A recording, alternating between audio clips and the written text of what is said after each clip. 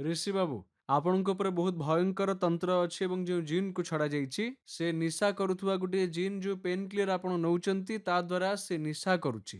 ଏବଂ ସେ ଔଷଧର ଯାହା ନେଗେଟିଭ୍ ସାଇଡ୍ ଇଫେକ୍ଟ ଅଛି, ତାହା ଆପଣଙ୍କ କିଡନୀକୁ ନଷ୍ଟ କରି କରି ଚାଲିଛି। ଆପଣଙ୍କର ହାର୍ଟ ବିଟ୍ ହଠାତ୍ ବହୁତ ଅଧିକ ବଢ଼ିଯାଉଛି। ହାର୍ଟ ବିଟ୍ ବଢ଼ୁଛି, ଆପଣଙ୍କୁ ବ୍ୟସ୍ତ ବିବ୍ରତ ଲାଗୁଛି।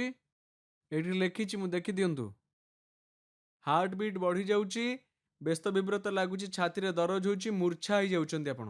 ଘରେ କିଛି ଠିକ୍ ଚାଲିନାହିଁ, ପାଠପଢ଼ାରେ ମଧ୍ୟ ଆପଣଙ୍କର ମନ ଜମା ଲାଗୁନାହିଁ। ଗୃହରେ ମୁସଲିମ ତନ୍ତ୍ରକ୍ରିୟା ଅଛି, ବିଗତ 16 ବର୍ଷ ଧରି ଅଛି ଏବଂ 16 ବର୍ଷ ଧରି ତୁମ ଉପରେ ଅଛି। ଏବେଠାରୁ ନୁହେଁ ଯେ ଗୋଟିଏ 2 ବର୍ଷର ଇଏ। ଆପଣଙ୍କର 2ଟି କଣ୍ଢେଇ, ଗୋଟିଏ ହାଣ୍ଡି କ୍ରିୟା ଏବଂ ଓସ୍ତ ଗଛରେ ଆପଣଙ୍କର ଗୋଟିଏ ଫଟୋ ଏବଂ କଣ୍ଢେଇ କରିକି ତାକୁ କଣ୍ଟା ବାଡ଼ିକି ରଖାଯାଇଛି 2ଟି।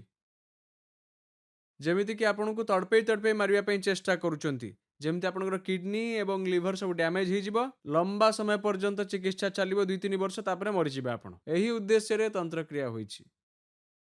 ଠିକ୍ ହେଇଯିବ ବାବା, ଆଶୀର୍ବାଦ ଅଛି, ଯାଅ କାନ୍ଦନି। ଠିକ୍ ହେଇଯିବ, ଚିନ୍ତା ଜମା କରନି।